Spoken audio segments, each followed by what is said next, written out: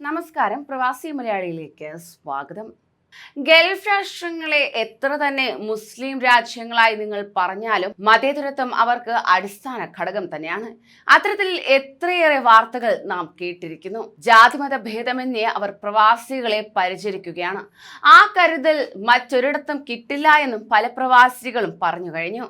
ഇപ്പോഴിതാ ഏറെ നിർണായകമായ ഒരു വാർത്തയാണ് പുറത്തുവരുന്നത്. അതായത് വർഗീയവാദികൾക്ക് ഗൾഫ് രാഷ്ട്രങ്ങളിൽ സ്ഥാനമില്ല എന്ന് ഒന്നുകൂടി തെളിയിച്ചിരിക്കുകയാണ് ഖത്തർ.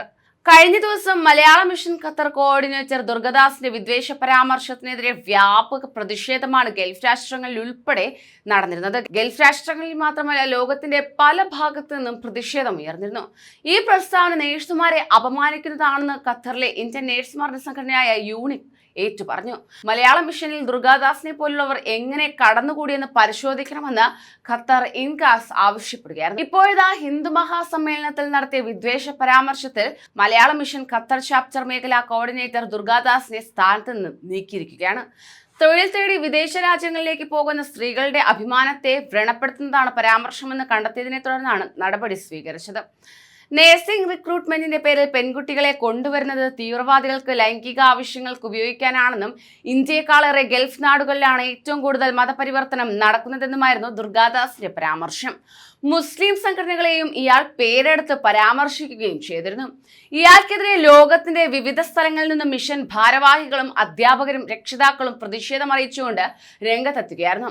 ഖത്തർ ചാപ്റ്റർ പ്രസിഡന്റ് അടക്കം നിരവധി പേർ മിഷനിലേക്ക് നടപടി ആവശ്യപ്പെട്ടുകൊണ്ട് മെയിലുകളും അയച്ചു.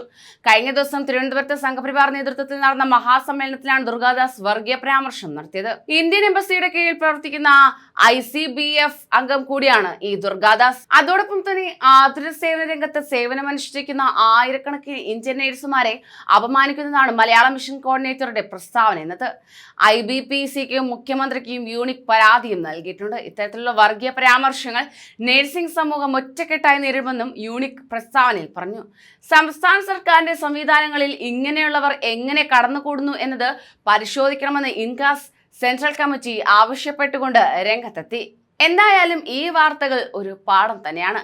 വർഗീയ വിഷം ചീറ്റുന്നവർക്ക് ഇത് ഒരു മുന്നറിയിപ്പാണ്. കൂടുതൽ പ്രവാസി വാർത്തകൾക്കായി ഈ ചാനൽ സബ്സ്ക്രൈബ് ചെയ്യൂ.